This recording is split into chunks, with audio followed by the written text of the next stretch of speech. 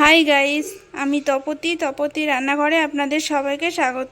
আশা করি আপনারা সবাই ভালো আছেন। আজকে আপনাদের বানিয়ে দেখাবো রুই মাছ দিয়ে পটল আলুর ঝোল। কিভাবে রেসিপিটি বানালাম চলুন দেখে নিন ঝটপট। এই যে এখানে রুই মাছ নিয়ে নিয়েছি, একটু হলুদ গুঁড়ো দিয়ে দেবো, 1 চামচ নুন দিয়ে দেবো, দিয়ে মাছগুলোর গায়ে ভালো করে নুন হলুদ মাখিয়ে নেব।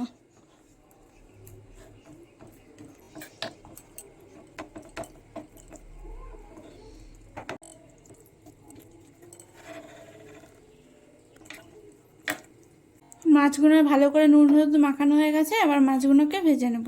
গ্যাসটা অন করে নেব। গ্যাসে একটি কড়াই নিয়ে নিয়েছি, কড়াইতে পরিমাণ মতো সর্ষের তেল দিয়ে নেব।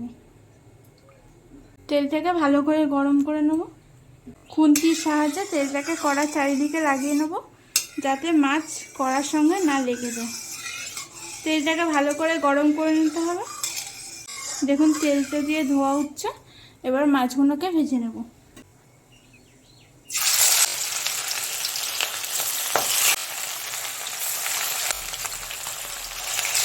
গ্যাসের ফ্লেমটাকে হাই ফ্লেমে রেখে মাছগুলোকে 3 মিনিটের মতো ভেজে নেব ভালো করে।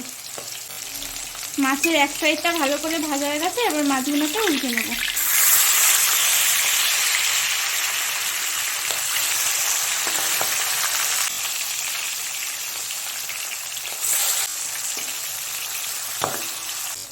দেখুন মাছগুলো ভালো করে ভাজা হয়ে গেছে, এবার মাছগুলোকে তুলে নেব।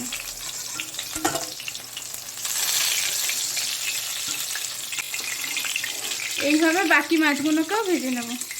দেখুন আমাদের সব মাছগুলো ভাজা হয়ে গেছে, এবার ওই তেলের মধ্যে পটলগুলোকে ভেজে নেব।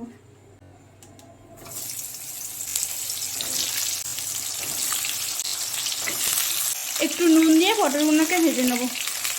হলুদ দেবো না, তাহলে তেলটা পুড়ে যায়, তরকারিটা কালারটা ভালো আসবে না। তাই শুধু নুন দিয়ে পটলগুলোকে ভালো করে ভেজে নেব।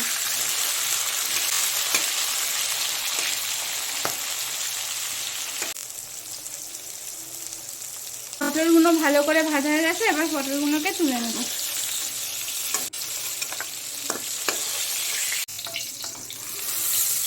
দেখুন পটলগুলো সব ভালো করে ভাজা হয়ে গেছে। তেলের মধ্যে একটু 5 ফোড়ন দিয়ে দেবো, আর আলুগুলো দিয়ে দেবো, দিয়ে একটু ভালো করে ভেজে নেবো আলুগুলোকে।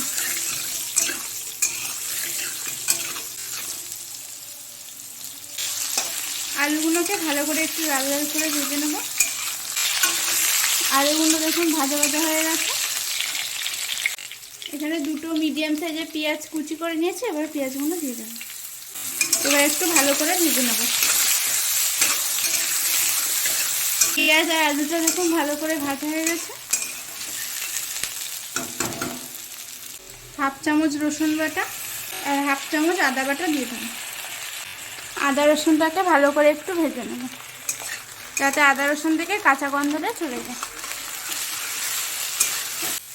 আদা রসুনটা ভালো করে ভাজা হয়ে গেছে, আদা রসুন থেকে কাঁচা গন্ধটা চলে গেছে। এবার এর মধ্যে একটা বড় সাইজের টমেটো কেটে রেখেছিলাম আর 4-5টা কাঁচা লঙ্কা চিড়ে রেখেছি, ওটা দিয়ে দেবো। দিয়ে আর একটু ভেজে নেব।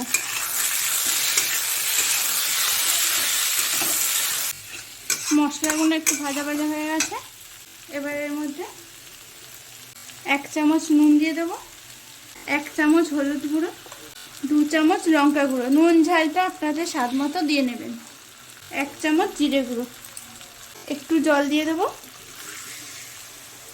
দিয়ে মশলাটাকে ভালো করে একটু কষিয়ে নেব, যতক্ষণ না মশলা থেকে কাঁচা গন্ধটা চলে যাচ্ছে ততক্ষণ মশলাটাকে একটু ভালো করে কষিয়ে নেব। মশলাটাকে যত ভালো করে কষাবেন তরকারির টেস্টটাও ততটা বেড়ে যাবে।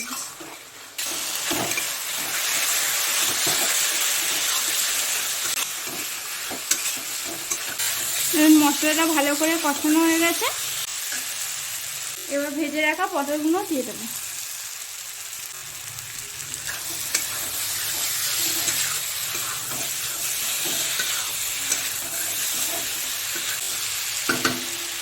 এবার পরিমাণ মতো জল দিয়ে দেবো।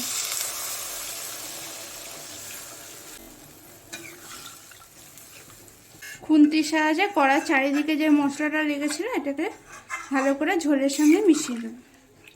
এবার ঢাকা দিয়ে 2 মিনিটের জন্য ঝোলটাকে ফুটিয়ে নেব। ঢাকাটা খুলে নেব। দেখুন ঝোলটা ফুটে গেছে। এবার ভেজে রাখা মাছগুলো দিয়ে দেবো।